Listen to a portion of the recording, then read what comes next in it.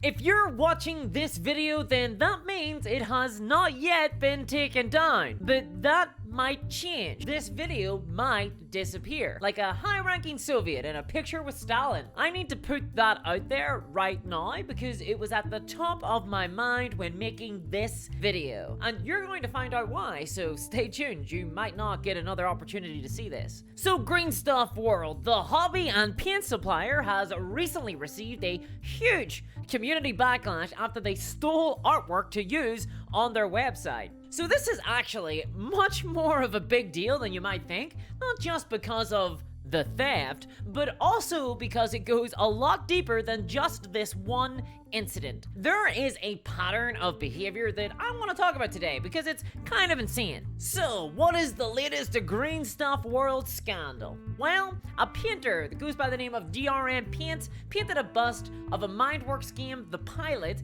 which is a bust sold by Green Stuff World. Green Stuff World are a hobby supplier, they're a paint supplier, and they have like a website. They're pretty big in the hobby community. Well, DRM Paints took this bust that they painted, they put it up on the website Putty and Paint as well as their Instagram page. And so, what did Green Stuff World, the seller of this bust, do? They took the art and the picture and they used it in their own newsletter and homepage without permission from the original painter, DRM Paints. In fact, Green Stuff World had the audacity to change the background of this picture to their own logo. So DRM Paints, obviously a little bit annoyed, informed them that they had stolen the art. And Green Stuff World did respond, saying they would take down the image on Monday. I think this was done over the weekend. However, as Monday rolled around, instead of taking down the picture, Green Stuff World merely changed the colors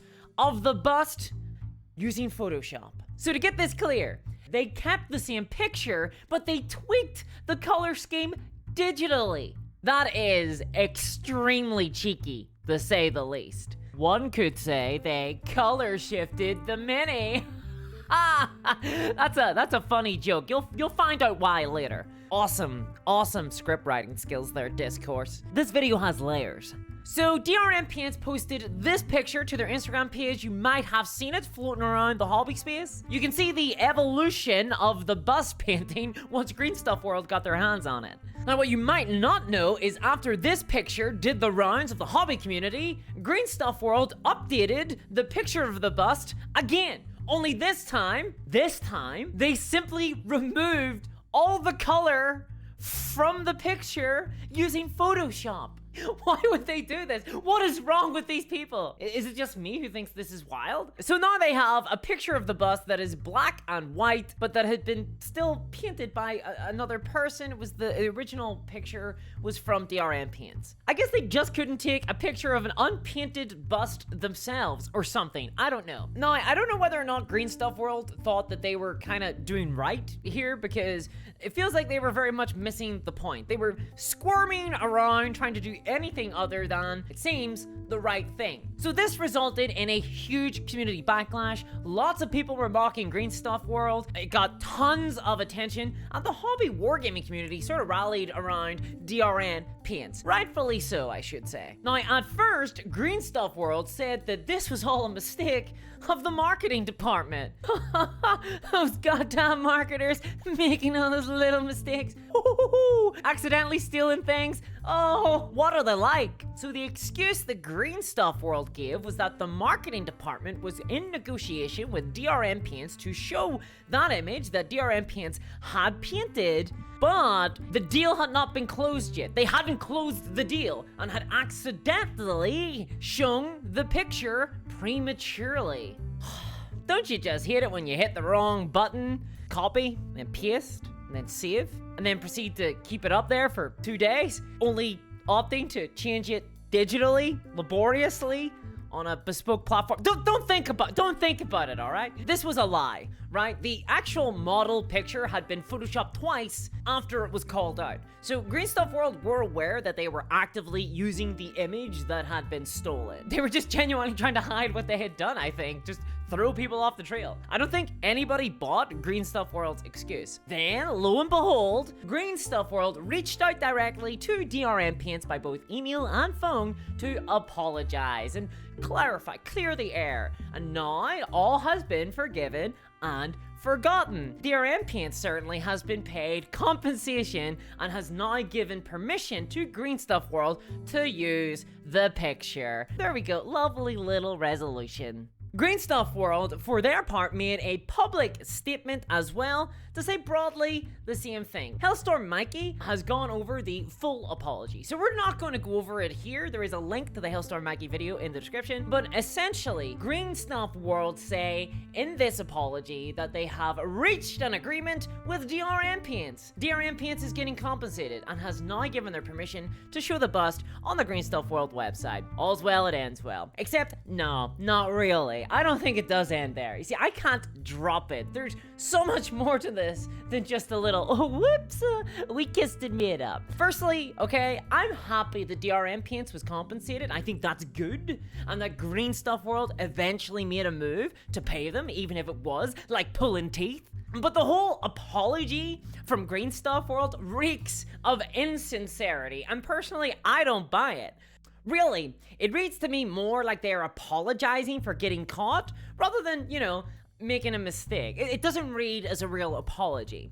In my opinion, they tried to get away with stealing this art multiple times, changing the image each time in some bizarre attempt to just get away with it and hope that people wouldn't notice before eventually conceding and just paying off the artist. It should not have been this hard at all. This is extremely frustrating to me, and it shows Green Stuff World being massively dishonest in my opinion. I think they've been acting in bad faith for this entire incident. Then, more than that, it gets even worse. The apology they issued is filled with this faux earnestness. Honestly, it's a bit ridiculous. For example, they say this, and bear in mind that this is meant to be an apology for stealing art. Quote, "For us, the artwork of the painting community is fundamental to keeping the hobby alive. Thanks to you, the world is a little more beautiful. And in this day and age, every ounce of beauty is needed." Oh, make the tea. Nobody cares. You were caught stealing. Don't fill this apology with purple prose. All this, oh, we just love art too much. We just wanted a little bit of beauty in the world. Come on. Sauron doesn't get to make that speech. Forest of Fangorn was destroyed, asshole. So let's get one thing straight. Green Stuff World taking this picture from an artist and using it in their website and on their newsletter is a really big deal. Many artists, including painters, illustrators, they rely on being featured on websites, in magazines, in newsletters for their livelihood. They get paid for this. Many of them, this is their job. Many artists rely on being paid to be featured, and there is a good reason for this. It is advertising. Their work deserves to be compensated. Companies hire people to do the paint schemes of their miniatures, of their busts, of the models that they sell. This is an actual aspect of the industry. I know a bunch of artists who survive off this kind of work. When you go onto websites like hobby websites or miniature websites and you see the painted versions of miniatures, then huzzah! More often than not, you're seeing the work of a paid commission painter. Games Workshop have an entire studio salaried to perform this kind of work, the heavy metal studio. And companies do pay for this service for a reason. They're not just doing it for fun. This art that you see, the painted miniatures, acts as a beautiful advertisement for the product. There is a value here to a company. How many people have been put off purchasing a mini because the picture is of an unpainted model? I know it puts me off. Miniatures on sales websites that have been painted look better than unpainted miniatures, in my opinion. And I think most people agree. That's why Green Stuff World seemingly tried to steal this artwork, why they wanted a painted picture of one of the busts that they sell. It's because it makes it more likely that someone who visits the website will buy the product if they can see an aspirational finished piece. Companies pay good money for this. Some artists are just happy with the exposure, but personally I think they should all get paid, even if they are simply being featured on the Warhammer community website. But But nevertheless, companies should reach out to individual artists to arrange that with them, to discuss it, to negotiate. And I don't think anyone really disagrees with this, except maybe Green Stuff World. This is the only explanation, in my opinion, as to why they would have fought so hard to pay an artist for their work. Now, as I mentioned at the beginning of this video, I'm sort of afraid that this might all get taken down, and I might get a permanent copyright strike against my channel. And that wasn't hyperbole. I genuinely am afraid that that could happen, rightly or wrongly. Because you see, in this video, I'm covering Green Stuff World. And where this whole Green Stuff World scandal really gets scary is because all of this that we've talked about so far, it's just the beginning. It's just the beginning. It's the glint in the milkman's eye. I don't know who the milkman is in this scenario. This is not the first time that Green Stuff World has been involved in a scandal. In fact, I would say, in my opinion, there's a bit of a clear pattern of behavior when it comes to Green Stuff World, going back at least a decade. So, ladies and gentlemen of the jury, I want to present to you Exhibit A. So 2 years ago, in December 2019, the YouTuber Sword and Steel Wargaming released a video on Vallejo color shift paints. Oh no, I've said the magic word, color shift. So this is really important. In 2019, the paint manufacturer Vallejo was selling a line of paints that shifted in color that they had called Color Shift paints. Pretty good name. Now, Green Stuff World had taken exception to this because they had previously trademarked the English word color shift in Spain to refer to their own brand of shifting color paints. They had done this in October 31st, 2019. Now, rather than fight this, Vallejo simply changed the name of their color shift paints to the Shifters and rebranded the color shift paints, and you'll find if you go on the Vallejo website, that's what they're called these days. Now, don't we just love it when companies can just not go to court over stuff? I know I like it. Lawyers, though, not the biggest fans. Now, unfortunately, this meant that by December of 2019, there was still a bunch of Vallejo the Shifter paints that had the old branding of Color Shift on their boxes. And Naomi from Sword and Steel Wargaming had purchased one of these older boxes with her own money. She didn't receive a review copy. This is just a line of paints, a box of paints that she had bought. Now, I believe she had no idea about all of this legal trademark wrangling or that the name was even being changed. But she released a video where she reviewed the Vallejo paints that she purchased, and she referred to them in the video as color shift paints because that's what they were called on the box and the paint pots, and I feel like that's pretty reasonable. Now, you would assume, reasonable person here, yeah, I get it. I understand. They were called color shift. She's called them color shift. Now, a reasonable person, I think, would completely understand that context. But not Green Stuff World. You see, they took a huge exception to this video, and they issued a copyright strike against her channel, and YouTube took down her video review at Green Stuff World's request. Now, copyright strikes for a YouTube channel are a massive deal. They're huge. In fact, they're pretty existentially terrifying. So not only does the video get taken down, but copyright strikes are a black mark on your channel. I think it's, if you get 3 of them, I think your entire channel gets shut down. So yeah, pretty spooky. So you can see, like, for a YouTuber, it's pretty much the worst thing that can possibly happen to your channel. Except unless maybe you run afoul of Vatican internal politics.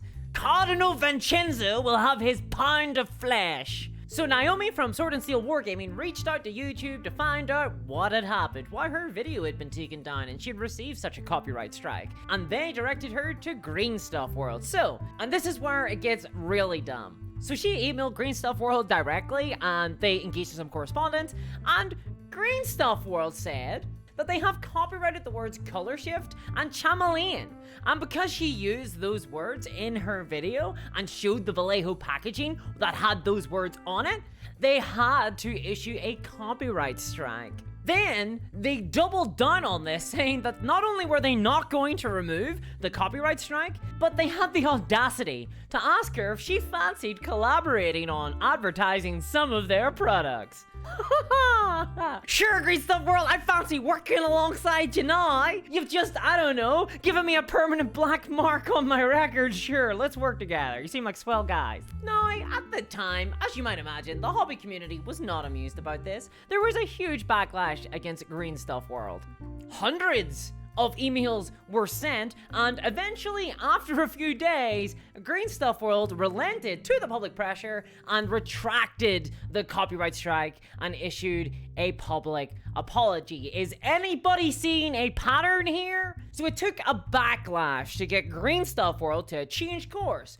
Seemingly at one stage it was impossible to retract the copyright claim, and then the very next it was, oh, I'm sorry. And the apology that they issued back then was super lame too. They said, quote, "We are only a small family business. I can only hope that our entire trajectory is not just due to a single human error that we have already solved.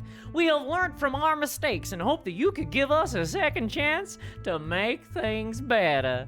Today, they have a marketing department, but 2 years ago, they're a small family business. Now, to be clear, Green Stuff World were 100% in the wrong here. Not only because it was just a pretty lame thing to do, but they also had to manually reach out to YouTube to strike down that video. And also, by the by, legally, this isn't how trademark works. This isn't how anything works. They don't need to strike people's video down for using a word that they have copyrighted in Spain to refer to a specific product.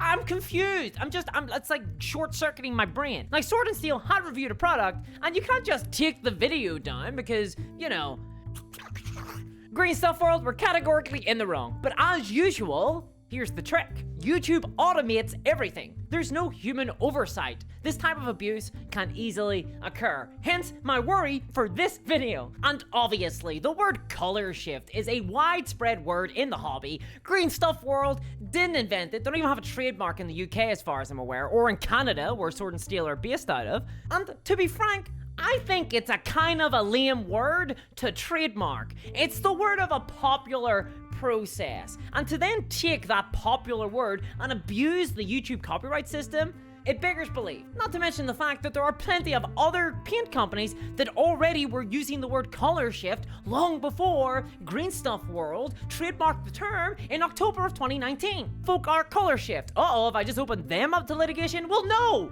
because the word color shift is only trademarked in Spain. I don't want to be opening up old wounds here, but this isn't the only thing they have done. Also, because I'm not above this, can we all just take a minute to reflect on the fact the Green Stuff World is named after a product that they themselves did not invent? By their own logic, they would need to shut themselves down. Green Stuff World, to be non-hypocritical, you know what must be done. You must commit seppuku in Roblox. And this isn't the end of it either. Green Stuff World have a history of taking down online content that they take exception to. And that fact is pretty unnerving for someone like me who relies on an impersonal, automatic system like YouTube to ensure that my content stays up and isn't removed by bad actors. So you can imagine why I don't like it when companies act in bad faith in this hobby. And from a non-selfish perspective, I just don't think it serves consumers. I don't think it serves anybody. And I don't like bullies, I don't like trademark trolls. And Green Stuff World have, in my opinion, acted like bullies. They only respond to pushback and community outcry where they deem it, uh-oh, we actually made a boo-boo here. Commercially, this might be bad for us. We'd best apologize. I'm so sorry. And then they give the appearance of trying to make things right, only to once again abuse their position. In the Sword and Steel case, the YouTuber Tabletop Workshop actually reached out to Green Stuff World and they seemingly lied in their response to Tabletop Workshop, claiming that they had been in direct contact with Naomi from Sword and Steel all the time of the scandal. Which is a very similar excuse to this moment, where they have claimed that they were always negotiating with DRM Paints. It was just a mistake that they accidentally used the picture twice explicitly photoshopping it each time. Now, I see a pretty obvious pattern here. This is a bit of a trend with Green Stuff World. And it's kind of ironic that they reacted so intensely to Naomi from Sword and Steel using the word color shift when they seem to be so happy to take entire pieces of art and slap it onto their website these days. But, as I said, this goes even deeper. So I've kind of deep dove into this topic, been rooting around the old closet, been finding plenty of skeletons. Green Stuff World have a long history of extremely shitty behavior. Now, legally, I need to cover myself here by saying that this is all allegedly.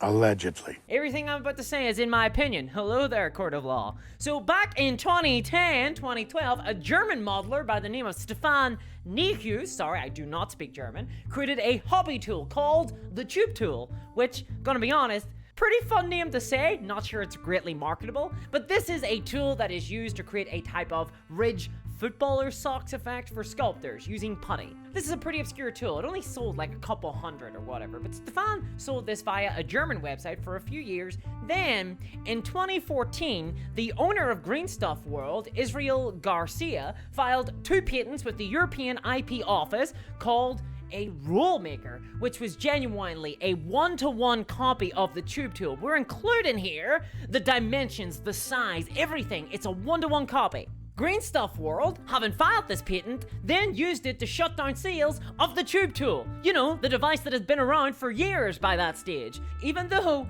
that patent came after the original invention. They could take this to court, but on the other hand, it's a pretty obscure little tool. It doesn't make a lot of money. They weren't able to afford the hundreds and hundreds of legal fees, thousands perhaps. So they didn't take it any further, but it happened. Let's move forward to 2016. There is a similar allegation that Green Stuff World filed a patent on leaf punchers that had already existed and had actually been created and patented by a Chinese manufacturer back in like 2006. But Green Stuff World patented that in 2016 in Europe, blocked all sales of those leaf punchers by the German store PKR Pro because it matched the patent that they filed. A legal exchange occurred between the store PK Pro, who was selling the leaf puncher, and Green Stuff World, and eventually Green Stuff World just dropped it after like 6 months. But that was like 6 months of missed sales, and PK Pro had paid for lawyers to send legal documents and the issued correspondence. This isn't cheap. It's just like patent trolling. Now, I am reporting information here that has been put forward by Tabletop Workshop. You can find a link in the description of this video. However, I do warn you now, it is in German. Also, hold on to your pants for this one. Green Stuff World, for a while there, apparently refused to sell products to Asians. Didn't see that one coming, did you? Because I sure as shit didn't. Yeah, I'm not making this up. I'm not making this up. There are reviews online that say this. If you had or have, I don't know if this is still the case, an Asian sounding name, and you order from Green Stuff World, they will cancel the order apparently. Then if you reach out to them on social media, they'll block you without replying. This is what a lot of reviewers have reported on multiple platforms. Now, the explanation for this, I can't remember where I heard this, so take it with a pinch of salt, but I recall that they apparently have an agreement with a Chinese distributor, and Green Stuff World just assume that anyone with an Asian-sounding name lives in East Asia, and therefore should reach out to the Asian distributor, even if your mailing address is in the UK. But I don't know, that's just speculation on my part. I thought that was just worth noting. So basically, litigation, lawsuits, allegations of copyright infringement, and patent trolling seem to be a pretty frequent pastime of Green Stuff World, in my opinion. And to be frank, this whole thing stinks to me. As a company, they seemingly have abused the trust of the hobby community for a really long time. I think that this recent scandal is just one in a long line of duplicitous behavior from Green Stuff World, seemingly. And frankly, I don't think that Green Stuff World should get away with it. They're behaving much worse than many people think. And if you want to see another company behaving badly, then this video here is where I explain why the prices at your local store are probably going up thanks to some underhanded dealings. This month, the channel is sponsored by Blue Sky Minis. They sell a lot of really awesome orcs. You can see them on the screen now. Currently, my patrons get 40% off the entire Blue Sky Mini store on my mini factory. That's exclusively for January. As well as that, patrons also get bonus videos and exclusive live streams. So check out my Patreon at patreon.com/discoursminiatures. And a huge thanks to my patrons, especially Sonic Bread and Games Workshop. Bye-bye!